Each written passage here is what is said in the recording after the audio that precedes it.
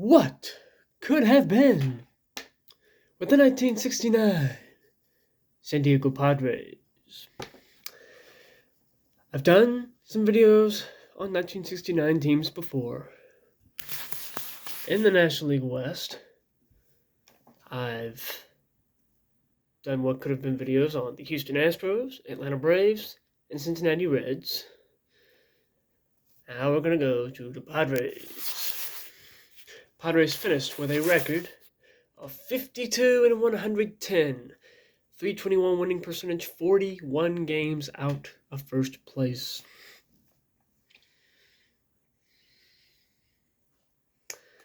This team obviously was not that good, but it was their first year in existence. So that explains part of it. Not only were they 41 games out of first place, they were 29 games behind the second to last place team, the Houston Astros, who finished 12 games back and finished right at 500. Padres didn't really turn many heads on their first opening day, just as the other three expansion teams in 1969 did. They won their first game against the Astros. And Nate Colbert proved to be the Padres' first star. Other than that, not a whole lot going on here. But could that have been different? Well, let's take a look at the roster that they had.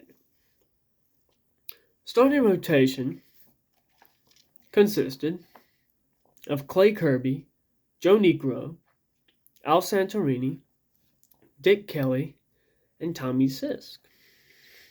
Bullpen: Mike Corkins, Dick Selma, Tom Dukes, Dave Roberts, Johnny Padres, Jack Baldwin, Frank Rehberger, and closer Billy McCool. We're not going to talk much about the bullpen here. It's actually getting close to 1 o'clock in the morning when I'm making this video. But we'll get into the rotation and the starting lineup. That's all that really matters here. There's no big bullpen or bench names that I'm going to bring in. Their starters at catcher, Chris Cannizzaro. First base, Nate Colbert. Second base, Jose Arcia. Third base, Ed Spezio. Shortstop, Tommy Dean. Left field, Al Ferrara. Center field, Cito Gaston. And right field, Ollie Brown. Some good players here. Problem is they were all just plucked from the expansion draft and weren't really a team yet. So what if we put in a little more veteran presence, a little more seasoning on this team, and give it a couple of bigger name starting pitchers? Well, we're going to do a little bit of all of that. A lot of this is going to deal with stuff that happened in the 70s, so I am well aware that a lot of this could not have actually happened conceivably because the teams wouldn't have thought to do it at different times, or maybe the player was with a different team than they were at the time, or whatever it may be. We'll go through this anyways. After the 1969 season, Joe Niekro was traded to the Detroit Tigers for Dave Campbell and Pat Dobson. Good deal. Send somebody else other than Joe Niekro, though. Because Niekro and Dobson, you have two really good pitchers there. And Dave Campbell is coming up as a position player. After the 1970 season, the Padres traded Dobson to the Orioles. Well, just don't do that. After the 1974 season, the Padres trade for Sonny Siebert. Well, in 1969, he was traded to the Red Sox, so why not the Padres just get in on that? Then you've got two starting pitchers added right there. After the not after, but in 1975, the Padres signed catcher Randy Hundley, who was known for being with the Cubs. He may not have been available in 69, but what if you're somehow able to get him sooner? Then you have a more experienced catcher to help out Chris Cannizzaro. 1969, Hundley played a lot for the Cubs. They didn't have any real good backup catchers, so Hundley had to catch a bunch, and Leo DeRocha really wore him out. So when you have Cannizzaro behind you in San Diego, Hundley would have been able to have more rest and probably perform better because of it. Another Cub. After the 1973 season, the Padres trade for second baseman Glenn Beckert. If you're able to do that sooner, that's good. There's your second baseman. Also after the 1973 season, Clay Kirby was traded to the Cincinnati Reds for Bobby Tolan, an outfielder.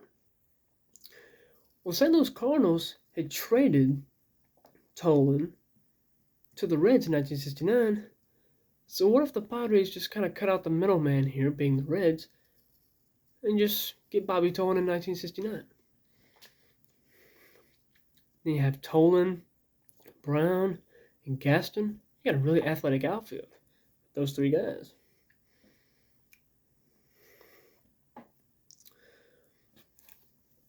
After the 1975 season, there was a team that had a third baseman that was a fan favorite and was good. But there was another third baseman coming up through the minor league system that was doing well.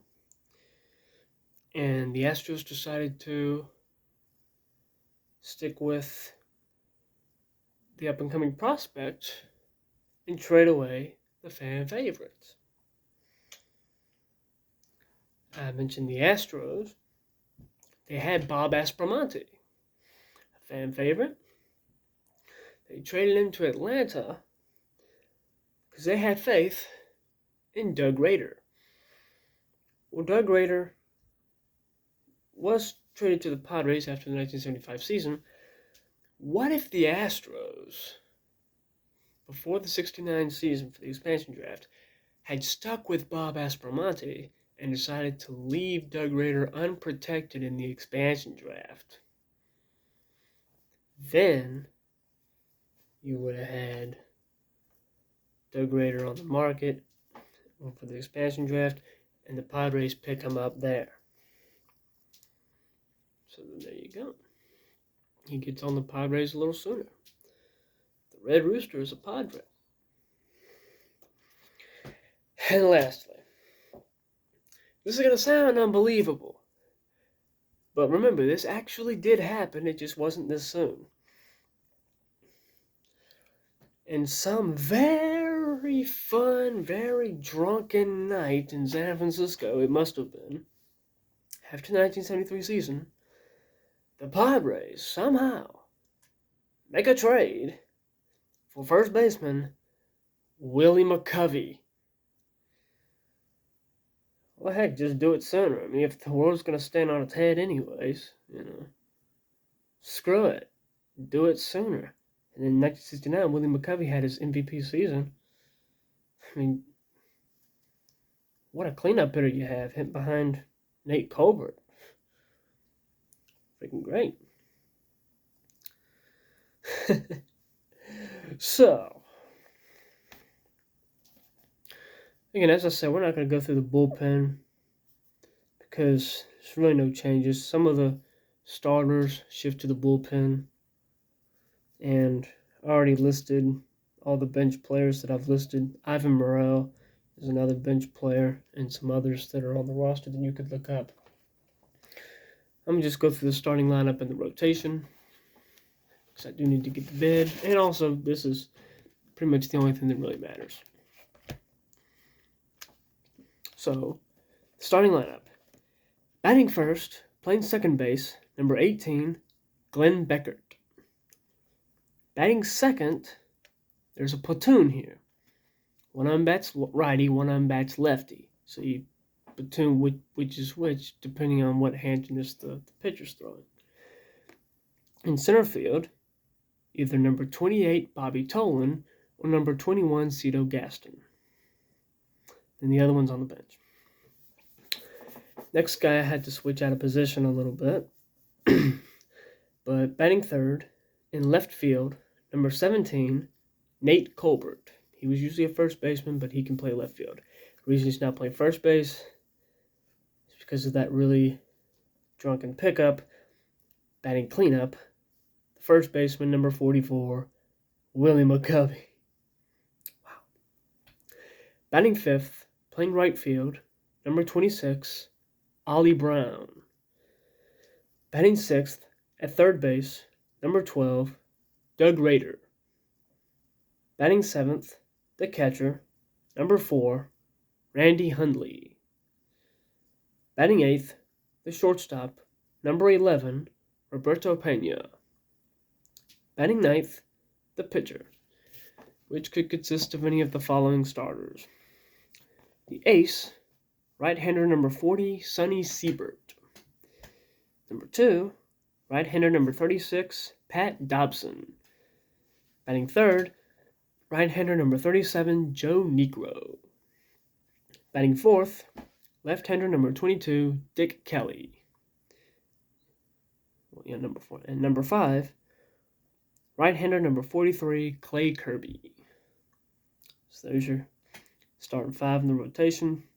You still have Billy McCool as the closer, Frank Rehberger, and Tommy Sisk in the bullpen too. McCool, left-hander number 42, Rehberger, right-hander number 46, Tommy Sisk, right-hander number 16. On the bench, catcher number 8, Chris Cannizzaro, shortstop number 3, Tommy Dean, third baseman number 7, Ed Spizio, left fielder number 9, Al Ferrara. I already mentioned outfielder number 20, Ivan Morrell. This is an improved team. The problem is you're improving from 110 losses. How does this team fare? Do they get any closer to making the postseason?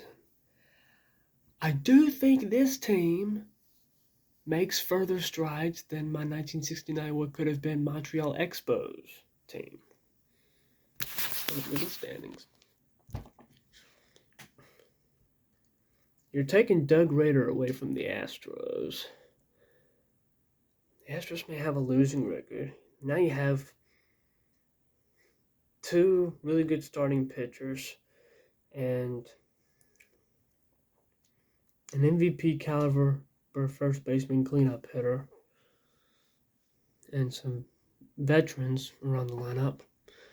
So maybe they know how to perform better. You can try to say that they take over the Astros. And to me, the Dodgers just weren't that good. So maybe this team could finish in 4th place. Although the Reds, they don't have Bobby Tolan anymore. So the Dodgers finished with 85 wins. Reds with 89. Padres, would have to make a 4-win difference from that point to finish in 3rd. And the Giants finished with 90, Braves with 93. You're asking too much for them to win the division and go, play against the Mets in the National Championship Series, even though the Mets weren't that good either.